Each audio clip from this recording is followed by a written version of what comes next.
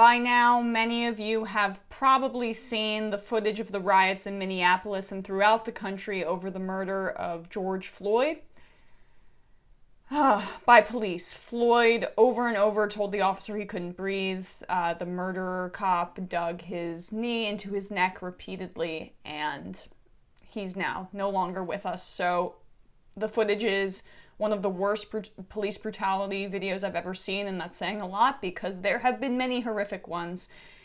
And so in Minnesota, there were predictably large-scale protests and some looting in Los Angeles. People climbed onto a police car. The police car drove away with people behind it on top of the car. Seemingly not a protect and serve moment. People were throwing rocks at police cars. And this is a predictable reaction when you show a group of people that you don't care about them at all. And they are going to try to make their voices heard in any way that they possibly can. So stop shaming the people rioting and looting, even though I don't agree with the looting, but it's such a small-scale, petty thing that I'm not going to make a big stink out of it. We have large-scale looters throughout this country, including people in our government, billionaires, owners of these unethical, criminal companies and enterprises who are looting at a much larger scale than a television set from Target, so I think Target's going to be okay. Here's a quote from Martin Luther King that I think is really important today. "I must say tonight that a riot is the language of the unheard. And what is it America has failed to hear? It has failed to hear the promises of freedom and justice, It has failed to hear that the promises of freedom and justice have not been met. And it has failed to hear that large segments of white society are more concerned about tranquility and the status quo than about humanity, justice, and humanity." I need my glasses when I read, probably. That might be a better idea. So my point is, stop shaming individual people and maybe just fix society. Minnesota officers fired tear gas, rubber bullets, flash grenades into the crowds, hurting people.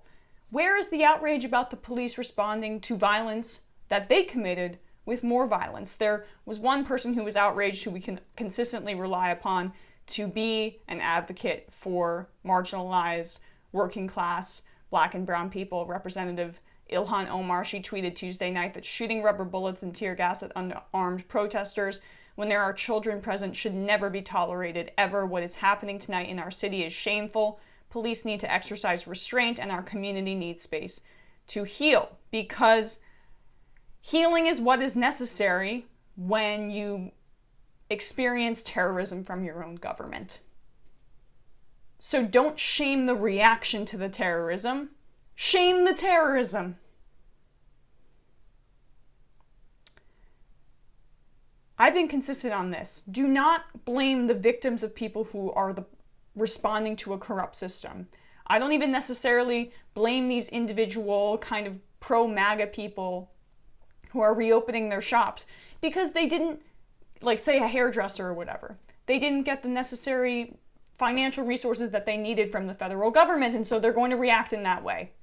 Some people are going to react in that way. Blame the government.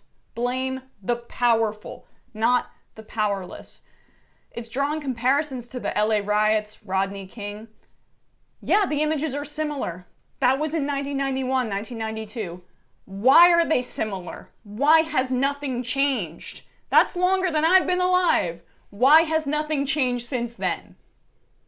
Ask that, instead of shaming people who are going into Target and taking some things, which happens every single day. This is the natural response to misgovernment. Change the government. Stop getting distracted by poor people reacting in a way that you don't specifically like. Look at the bigger picture.